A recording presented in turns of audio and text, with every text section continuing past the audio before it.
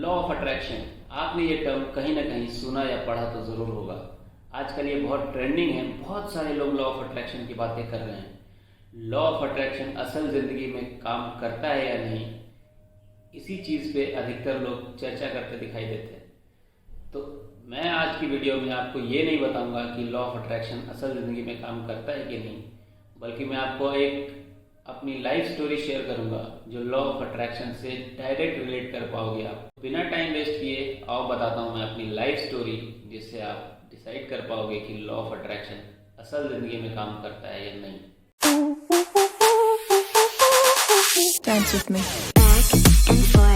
Hello दोस्तों, मेरा नाम है विकास और स्वागत करता हूं मैं आपका अपने चैनल प्रो लाइफ विद विकास में। दोस्तों, इस चैनल पे हम लोग बात करते हैं हेल्थ, वेल्थ, प्रोडक्टिविटी और आपकी लाइफ को बेहतर बनाने के बारे में। और हमारी ये कोशिश होती है कि हम अपने प्रो टिप्स के थ्रू आपकी लाइफ को प्रो लाइफ में बदलने में आपकी हेल्प कर सकें। तो अगर आपको ये चैनल अच्छा लगता है तो आप इसे सब्सक्राइब कर सकते हैं, अपने दोस्तों के साथ शेयर कर सकते हैं और बेल आइकन को दबाना मत भूलिएगा ताकि हमारी नई वीडियोज़ की नोटिफिकेशन आपको मिलती रहे। तो आओ शुरू करते हैं आज की इंटरेस्टिंग वीडियो। स्टोरी टेलिंग में मेरा कोई खास एक्सपीरियंस नहीं रहा है, तो हो सके तो मेरी कुछ माइनर मिस्टेक्स को इग्नोर करना। बात है 2017 की। मैं एक फुल टाइम जॉब में था और मैंने डिसाइड किया कि मुझे अब जॉब क्विट करके अपना एक खुद का बिजनेस स्टार्ट करना, अपना एक स्टार्टअप करना है। प्लान कुछ ऐसा था कि जून के आसपास मैंने रिज़ाइन किया था और मुझे लग रहा था कि मैं 2 से 3 महीने में अपना बिजनेस स्टार्ट कर पाऊंगा। मैंने अपने कुछ दोस्तों को साथ लिया और एक बिजनेस स्टार्ट करने के लिए उसका एक आउटलाइन तैयार किया। हमने एक टाइमलाइन भी डिसाइड किया कि 2 से 3 महीने में हम अपनी मशीनरीज को इंस्टॉल करवा के और उसके बाद अपनी प्रोडक्शन स्टार्ट कर देंगे। दोस्तों, ये बिजनेस था एक स्पेशल टाइप के लेबल्स का जो हम फुटवेयर और गारमेंट इंडस्ट्री में यूज़ करते हैं। बहुत सारे गारमेंट और फुटवेयर मैन्युफैक्चरर्स हमारे लोकेलिटी में होने के कारण हमें लगा कि ये चीज़ बहुत ही आसान है और बहुत ही ट्रेंडिंग है, नया इनोवेटिव आइडिया है, तो ये बहुत जल्दी स्टार्ट हो सकता है। कई बार सारी चीज़ें प्लान के अकॉर्डिंग नहीं हो पाती। तो होता ये है कि मशीनरी को इंस्टॉल होने में 3 महीने की जगह 4 से 5 महीने लग जाते हैं और हमारे जो भी फ्रेंड्स साथ में काम करने वाले थे उनका पेशेंस जवाब दे जाता है। तो जब तक मशीन्स इंस्टॉल होती हैं तब तक सब लोग अपने अपने जॉब्स को पकड़ चुके होते हैं, क्योंकि अपने अर्निंग्स को स्टॉप करके किसी भी काम को करना या किसी भी स्टार्टअप में जुड़े रहना सबके लिए पॉसिबल नहीं होता। तो यही होता है कि मैं अपने 5 फ्रेंड्स में से अकेला बचता हूँ और अकेले डिसाइड करता हूँ कि मुझे ये बिजनेस परस्यू करना है। मेरे पास भी जो जमा फंड्स थे वो सारे ख़त्म हो चुके होते हैं अक्टूबर नवंबर आते आते, और मैं भी स्ट्रगल कर रहा होता हूँ अपने सर्वाइवल के लिए। ऐसे में एक नए बिजनेस को स्टार्ट करना, उसमें फंड लगाना और उसको रनिंग स्टेट में लेके आना मेरे लिए बहुत मुश्किल हो रहा था।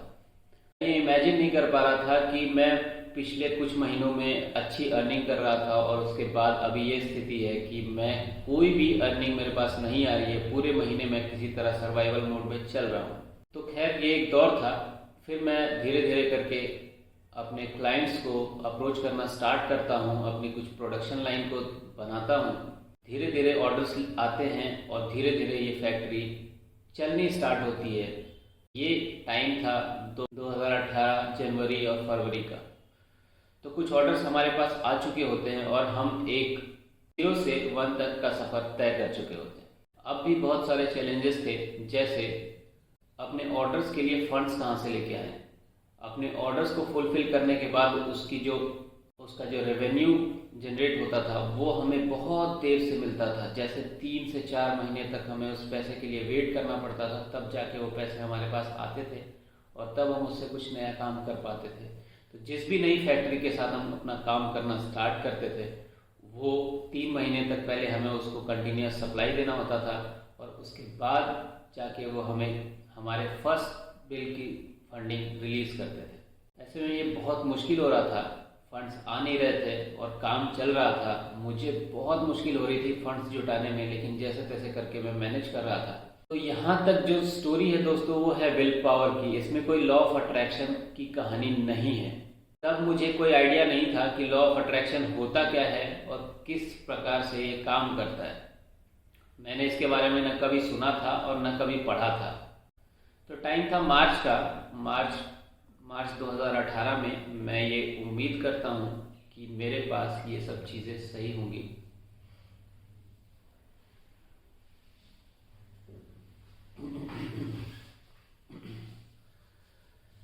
तो दोस्तों टाइम था 2018 का, और 2018 पूरा साल मैं लगा देता हूँ अपने बिजनेस को स्ट्रॉन्ग करने में, अपने जो डेब्ट्स थे उनको रीपे करने में, और जो भी मैंने किसी से उधार लिया था वो सब रीपे कर देता हूँ। तो चूंकि हम प्रिंटिंग के बिजनेस में थे, मैं डिसाइड करता हूँ कि अब मुझे टी शर्ट की प्रिंटिंग में भी कदम रखना चाहिए थोड़ा। तो अपने बिजनेस को रेगुलरली ग्रो करना एक पहला गोल था मेरा।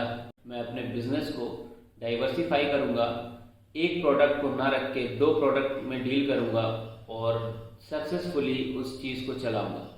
तो 2018 के लास्ट तक मैं वो भी करने में जैसे तैसे कामयाब हो जाता हूँ, लेकिन बहुत ज़्यादा स्ट्रेस होता है मुझे अपने काम को, अपने बिजनेस को रन करने का, क्योंकि रनिंग कॉस्ट एक होती है। आज जब आप एक फिजिकल गुड्स की मूवमेंट करते हो अपनी फैक्ट्री में, अपने बिजनेस में, तो बहुत सारा कैश आपको चाहिए होता है अपने गुड्स को लाने के लिए, उनको मैन्युफैक्चर कराने के लिए और फाइनल प्रोडक्ट बनाकर अपनी फैक्ट्री से बाहर पहुंचाने के लिए।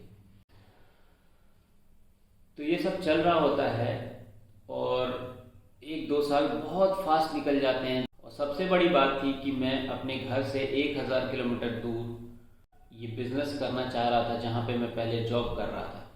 इस जगह पे मुझे स्ट्रगल करते हुए 2 साल बहुत फास्ट मेरे निकल जाते हैं और मुझे पता भी नहीं चलता है कि क्या हो रहा है। तो बिजनेसेस में एक ऐसा फेज आता है जब आपकी सेल्स डाउन हो जाती है और आपका कॉन्फिडेंस फिर से धीरे धीरे लो जाने लगता है।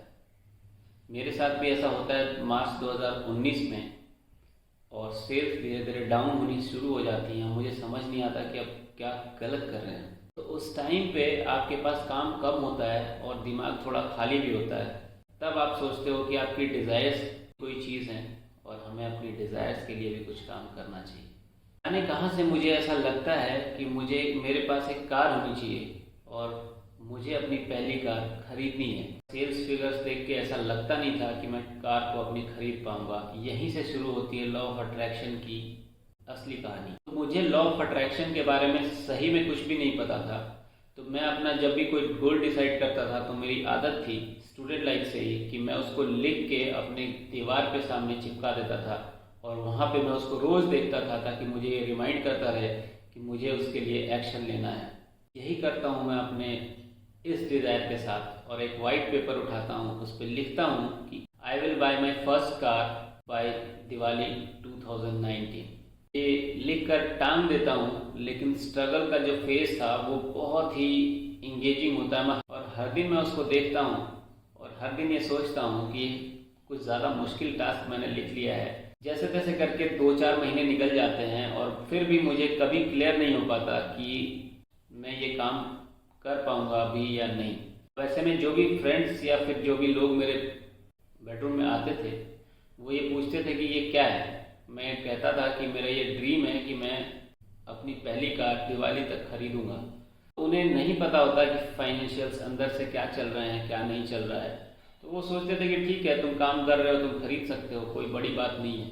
लेकिन ये मेरे लिए उस दिन तक चैलेंज बना रहा जब तक मैंने ये काम कंप्लीट नहीं कर लिया। अब इसमें मैंने कोई फैसिनेटिंग कार नहीं लिखी थी। मैंने ये लिखा था कि मेरी फर्स्ट कार जो है वो मैं बाय करूँगा। वो जैसी भी कार हो, मुझे अपनी फर्स्ट कार बाय करनी है। वो सेकेंड हैंड हो सकती है, वो जैसी भी कार हो, मुझे अपनी फर्स्ट कार बाय करनी है। सितंबर लास्ट में 2019 में एक चमत्कारिक चीज़ होती है।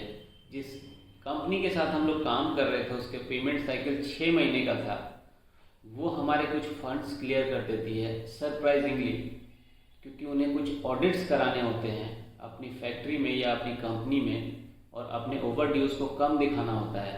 तो जो पेमेंट हमें नवंबर या दिसंबर में आने वाली होती है वो पेमेंट हमें सितंबर में आ जाती है और फंड होता है 3,50,000 रुपये का। अब ये सरप्राइजिंग था क्योंकि पिछले 2 साल के साइकिल में कभी भी ऐसा नहीं हुआ था कि इस कंपनी ने हमें पेमेंट किया हो। तो मैं ये सोच ही रहा था कि इस फंड को मैं अपनी कार लेने में यूज़ करूँगा, लेकिन ये शेड्यूल जो है वो दिवाली के बाद का हो सकता है, दिवाली के पहले तो पॉसिबल नहीं है। अब जब फंड्स आ जाते हैं तो मैं डिसाइड करता हूँ कि अब मुझे कार खरीद लेनी चाहिए। मैं चाहता हूँ दिवाली 2019 के 10 दिन पहले मैं अपनी पहली कार की डिलीवरी ले लेता हूँ। अब इसमें लॉ ऑफ अट्रैक्शन वाली चीज़ काम करती है या नहीं करती है, ये आप खुद डिसाइड करो।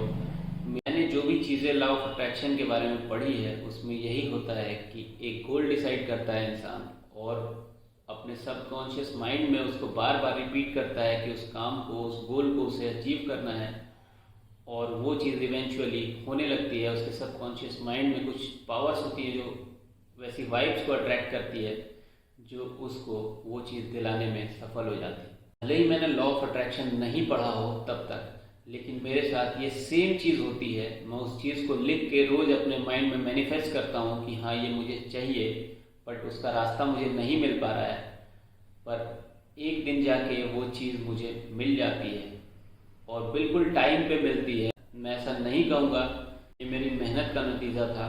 कुछ ना कुछ सुपर पावर तो ज़रूर थी जिसने ये काम किया।